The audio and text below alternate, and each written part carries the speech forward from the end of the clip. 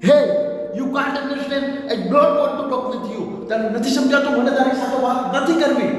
છોડી દે મને તું એકલો. હું કઈ એકલો ડફોડ નથી કે મને એ પણ ખબર ન પડે કે મારે શું કરવું જોઈએ અને શું ન કરવું જોઈએ. મને બધી જ ખબર પડે છે. Okay, understand. I don't want to talk with you. Leave me alone. Hey, listen. Cool my strong man. થાય હવે ક્યારેક જિંદગી છે, અપ્સ એન્ડ ડાઉન તો આવવાના જ. ઓકે, ચાલો આપણે આપણી જગ્યા પર 10 મિનિટમાં મળીએ છીએ, ત્યાં વાત કરીએ. નમસ્કાર, હું છું હર્ષિત. कहानियाँ exploring the world of fiction. Aarav અને અન્ય બંને છેલ્લા 5 વર્ષથી એકબીજાને ઓળખે છે અને બંને એકબીજાના બેસ્ટ ફ્રેન્ડ બની ગયા છે. આરવના જીવનમાં ક્યારેય કંઈ પણ થાય એ બધાથી પહેલા આન્યાની સાથે વાત કરતો હતો. એ પછી બોસની સાથે થયેલી મગજમારી હોય કે પછી ઓફિસમાં થયેલી કંઈક હસી મજાકની વાત કે પછી ઘરમાં થયેલી કંઈક ખુશીઓની વાત હોય, કંઈ પણ હોય, પહેલો ફોન તો આન્યાને જ થાય. અને આન્યા પણ આરવની બધી વાત સાંભળતી, એના દુઃખમાં, ગુસ્સામાં, એની ખુશીઓમાં સહભાગી થતી હતી. એના સુખ દુઃખમાં હંમેશા એને ખભેથી ખભો મળાવીને ચાલતી હતી.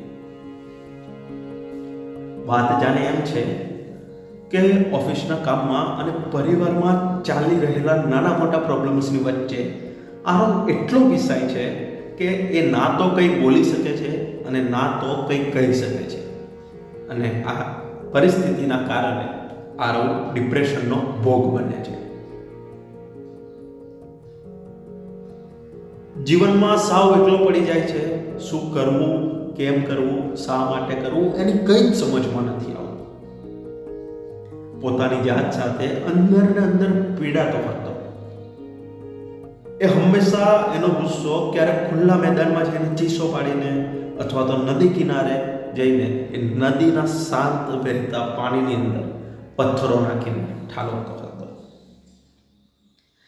આ ડિપ્રેશનમાં મનની વ્યથાની અંદર એટલો એ પીડાતો હતો કે ક્યારેક એને એનું જીવન ટૂંકાવી દેવાનું મન થતું હતું.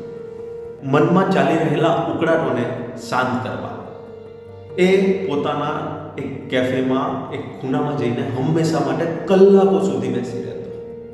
દર વખતની જેમ આજે પણ આરવ કેફેના એક ખૂણામાં જઈને બેઠો હતો.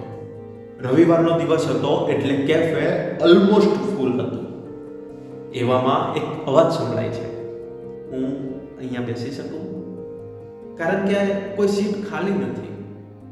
આરવ આ અવાજ સાંભળીને પોતાના વિચારોમાંથી બહાર આવે છે અને આજુબાજુ નજર કરે છે તો કોઈ સીટ ખાલી ન હોવાના કારણે આરવને ના છૂટકે હા પાડવી પડે છે.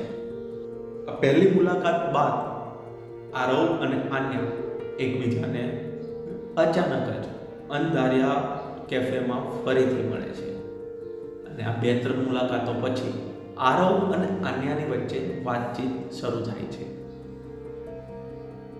આરવ આન્યા સાથે વાત કરતા કરતા એની સાથે ઘણું શાંત અને કમ્ફર્ટેબલ ફીલ કરતો હતો. આ 2-3 મુલાકાતો થયા પછી આરવને આન્યાની કંપની ગમવા લાગી હતી અને હવે આરવ આન્યાના મળવાની, આન્યાના આવવાની વેઇટ કરતો હતો.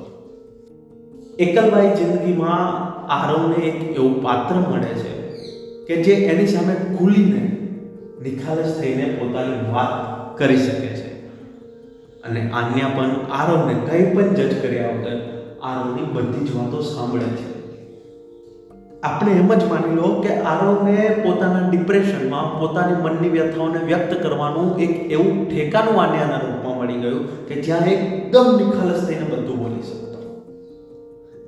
ક્યારેક આ બંને એકબીજાની સાથે એકદમ ખડખડાટ હસીને વાતો કરતા અને ક્યારેક એકદમ શાંત.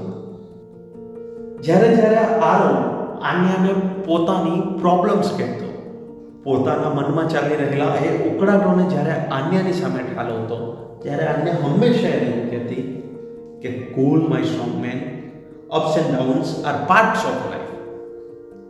તું કઈ ટેન્શન ના લઈશ, હું છું ને તારા સાથે, બધું જ સાથે મળીને સરખું કરી દઈશું.